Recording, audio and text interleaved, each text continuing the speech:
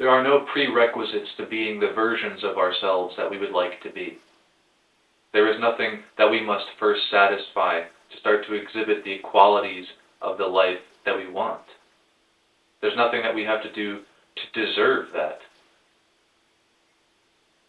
And if we feel that there is something that we must do to earn the right to have a life like that, to be worthy of a life like that, the only place that worthiness will ever come from, the only thing that can give that deliverance to us in our lives is ourselves. It is the capacity to forgive oneself, to perceive through what has been misperceived and mistaken for reality. Because it is so often that the eyes with which we see subvert us. The way that we will see something and shall take a shape, and we will think that it is so definitive and concrete, and most assuredly it could not be something else other than the way that I have seen it. It is, of course, natural for one to do this. I can, after all, see the very world before me. But imagine, without the context of knowing that there are things beyond our sight, knowing that atoms exist, knowing that other spectrums of color are visible, only not to us. Without knowing these things, would a person ever assume that those things exist? Or would they carry on, believing that everything is exactly as they see it? Everything else in your life obeys these rules, that when you should drop something, it falls, and when you tear something, it is ripped in half. When the sun sets, it is very visibly setting. When something is dark, it is dark. There is a very tangible aspect of our existence that we project onto everything else, most especially ourselves. It is this line of thinking, this frame of perception, that misleads us. It will convince us, the framing of our thoughts will convince us of something that is not real.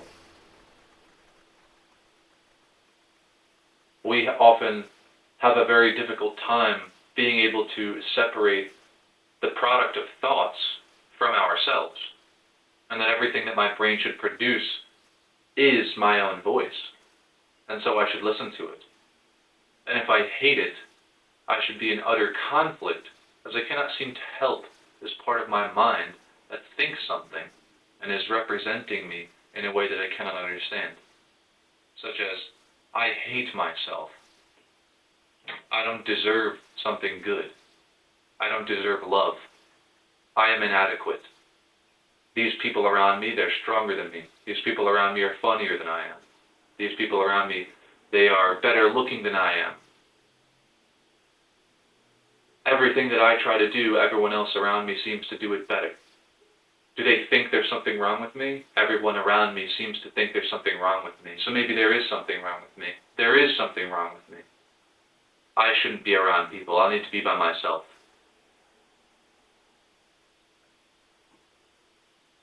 How is it that someone is supposed to be able to understand that this line of thinking is not them? It is in their voice, in their head, in their emotions. But it is not you. To say that I hate myself, that always lends itself to the same paradox. Who is I and who is myself? And we roll our eyes. It's just a simple statement. Hasn't everyone heard this 1,000 times? That doesn't change anything about how I feel in a day. So what is it you're trying to say? Get out with it. How do you feel when you say that you hate yourself? What do you feel like? I would imagine you do not feel well. You feel sad, dejected, inadequate. You feel hated. You feel like the object of hatred, that it should be poured onto you. And so, in this instance, you are the one suffering from the self-hatred and the self-loathing. You do not feel happy or content, fulfilled, satiated by life. And so you are the opposite of that. That is the feeling that hating yourself produces. And so, if that is where you can be found in the equation, who is hating you? For it cannot be yourself, as you are already preoccupied with feeling so terrible, so small and meager, so pathetic. So what's hating you? What is that? And you'll say, well, that's me. It's in my own voice. I'm the one that's judging myself. But really, I would wager that it's simply a piece that has been grafted onto you, and it is not, in fact, you. You merely believe that it is you. There had been a time when I confided in a good friend of mine, and I told him how perplexed I was, how dissatisfied with myself I was, how much I hated myself, and the things that I believed that other people felt about me and that I felt about myself. And he told me, my friend, it breaks my heart to hear you say these things, for you know that none of us around you think that this is true, and surely you must yourself know that none of those things that you have said are true. And I nodded and I said, yes, I logically know that none of them are true. And yet the feeling persists. I still feel this way. This part of you that is thinking these things about you, casting such a judgment upon you, a ruthless, merciless, incessant judgment, criticism, a reduction of you, diluting every last thing of you that it can. It is like a parasite, speaking in your own voice, and so you think it is yourself. But it is not. Remove the mask and see it for what it is. Your emotional subconscious, laden and beleaguered with the baggage of existence, has had adopted into its code a hard set of rules. Whatever it is that happened the way that it did has caused this outcome, has facilitated this negativity. But it is not a natural state. This is not how you are supposed to be. It can happen, as you are presently experiencing it, as I have experienced it, as many before us have experienced it, and many after us will. But it is not how you are meant to live. Things that could happen do not have to happen. And just because they do, it doesn't mean that A, nothing can be done about them, or B, that they should. So how do you deal with this division of self? How do you start to be able to perceive through the separation of thoughts and to finding the ones that are indicative of you, the version of yourself that feels hated, the sadness that you carry with you at that remark, and this version of yourself that seems to have no mercy or love for you and finds you abhorrent? You might even say it loathes you. You see it for what it is, the product of experiences. It is truly the voice of others. It is the voice of fear. It is the voice of analysis. It is a predicting mechanism, something that is over-analyzing, over-scanning, in an attempt to protect itself. This thought process is capable of sedating you and inundating you, and that perhaps you should not even get out of bed. You should not even think about getting out of bed. And you will feel the oppressive weight of this mindset upon you. It's not a marker of who you are, only the symptoms of something that you are experiencing. There are emotions that are at play here. They may perhaps have been under deep repression, but they are revealing themselves. They are present. They are symptomatic. So you must discard it. You must see it for what it is. You do not hate yourself. You have only been experiencing things that makes you think that you hate yourself, that you think that you ought to hate yourself. Perhaps it only goes so far as something you can control. If you can control the conditions of self-punishment and self-loathing, perhaps this small reprieve will give you the sense that you can actually take hold of your life. And in any of these potential situations, are they being done consciously? Are you choosing to do those things for those reasons? Are you lucid and aware that that's what's happening? Or is something else pulling the strings, and you are merely in the passenger seat, at the whim of the wave? That is the question you need to ask yourself. Do you really, truly hate yourself, or do you feel hated? And you might say, well, I deserve to hate myself. I've done terrible things, and I don't deserve forgiveness or love until I'm able to rectify these things and grow beyond them. Very well. All it takes for a person to be different is to internalize the mistakes that they made and be the person they want to be right now. There is nothing that you need to do to be who you want to be. If there is a version of yourself that you envision who acts a certain way, conducts themselves in a certain manner, then be that person now. Oh, but it does not look how I envision it to look. It will with time. If you stubbornly water a plant too much, confused and confounded as to why it is not yet a tree, you will drown it and kill it. And so you must be patient with yourself. You must be forgiving to yourself. Create the space to understand. I have gone through things in my life. Those things have shaped me. Those things have changed me.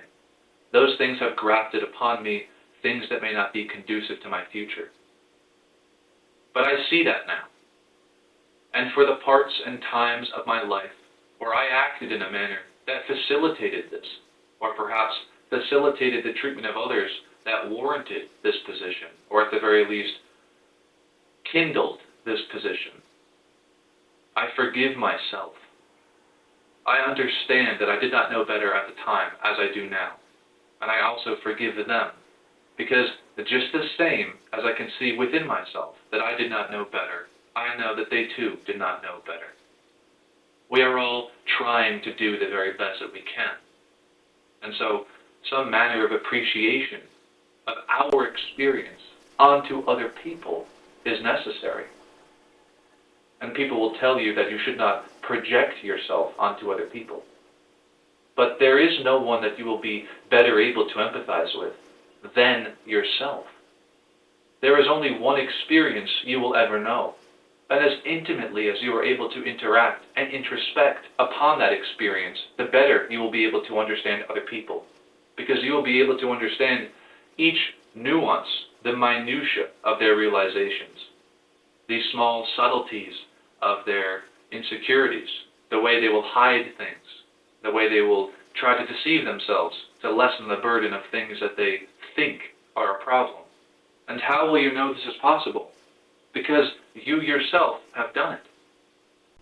Who you are meant to be, your purpose in life, is to be who you truly are. Not who you think you are, not who you feel like you are. And this is a nebulous statement. The person who is puzzled, bearing the weight of depression, they will say, and how am I supposed to do that? I don't know who I am supposed to be. And when I attempt to introspect, I feel nothing. And when I seek out the assistance that I believe in, I feel that I get nowhere. Well, perhaps in your urgency, you may have missed something. We are only ready to realize things when we are ready to realize them. Understand that as you experience emotions and extreme situations, there are only so many things that our brains can cope with at a single given time. And I do believe in an attempt to alleviate us of this burden, it will categorize some of these things as a non-priority, remove them from the forwardness of our minds, to spare us the additional weight. And so this can be why, no matter how deep in introspection we may go, we simply cannot seem to figure something out. And so what you must seek out for yourself is an environment in where everything that you feel is able to be completely open, that everything could come out of repression.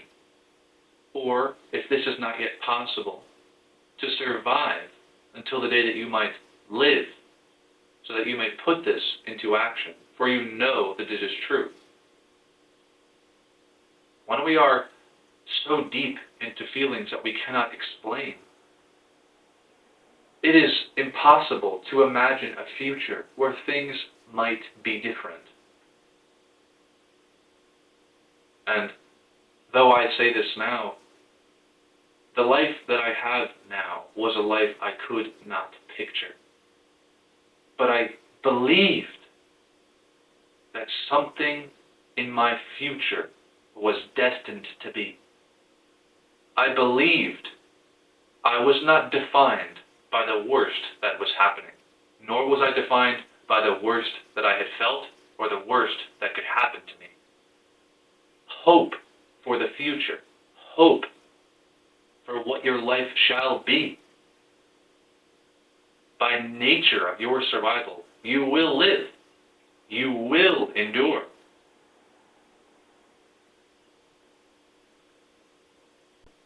And yet, when so deep into these waters, when assailed on all sides by fear, anxiety, subconscious emotional repression, all the while being incessantly pressed upon by that voice of self-loathing, that voice of inadequacy, failing yet still to bear the fruits of our labors, how can I continue? How can I not give up? What is the purpose of it all? The life that we live, the world we live in, is devoid of meaning and meaningless. And my life is nothing more than some biological circumstance. And so really, what does it all matter? Such is not true. Good is objective. Things are objectively good, and things are objectively wrong. Regardless whatsoever, whensoever, and whomsoever is deprived of the luxury of being able to perceive this reality. And so, if good is objectively true, if there are things that are right and things that are wrong, there is an accord to existence, where it must be right for us to try to live, that we deserve to live, as we are not defined by the things that we have experienced or those things that have happened to us. You deserve to live. You deserve to keep trying. You deserve to make mistakes without being judged, because everyone makes mistakes.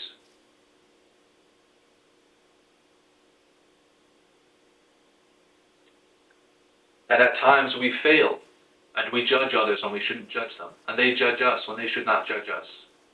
But separate them from these small errors in their judgment. Give them mercy.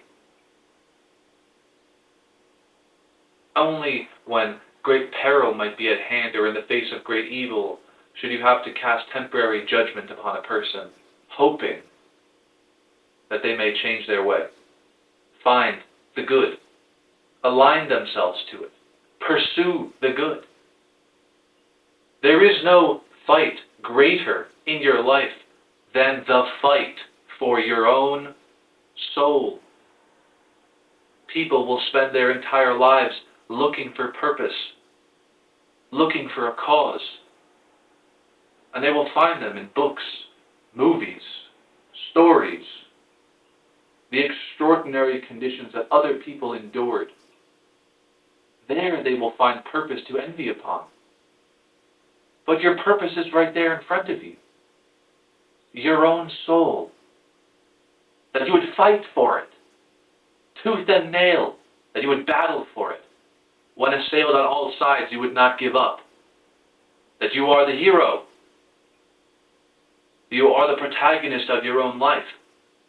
And you will not surrender under any circumstance, under any condition. You will never give up because you cannot. Because you have the responsibility to live well, to live thoroughly, for you will only be here one time. And that is a gift, no matter how difficult, no matter how trying. We must endure. We must continue. There will be a day that the sun shall shine, that you will reap the harvest. And you may wonder, well, why not now? Why can I not now reap the harvest? Haven't I toiled enough? Haven't I fought long and hard enough? If objective good is true, and it cannot be defined by one person, for to do so would to be possessing of a hubris that is not part of objective good. That means that objective good is beyond us. And if that is something that can be beyond us, perhaps there is more yet beyond what we can perceive.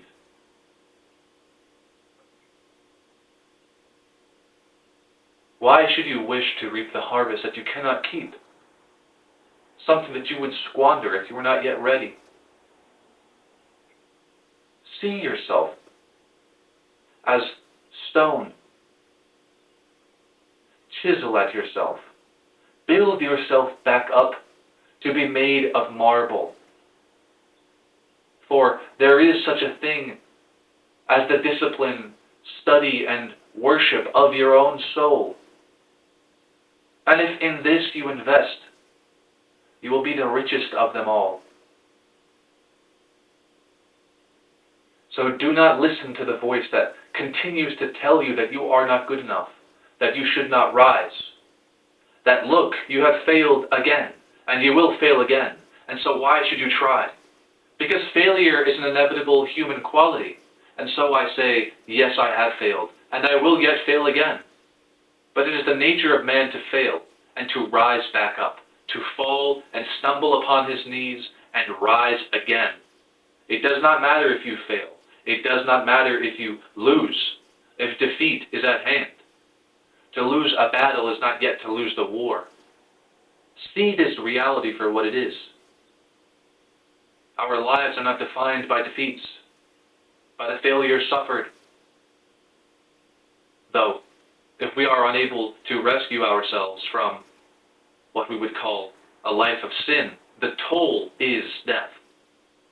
That by being blind our whole lives, we have squandered this one opportunity, and regretfully, there is little more that can be done but to dignify ourselves in the acceptance of that truth and to carry on. I remind you, who you truly are is buried beneath the voice that condemns you, that doubts you. These small feelings that would keep you comfortable, isolate, they are not you. And you must break out of the cage. You must rile it up within yourself to break free, to be who you are meant to be.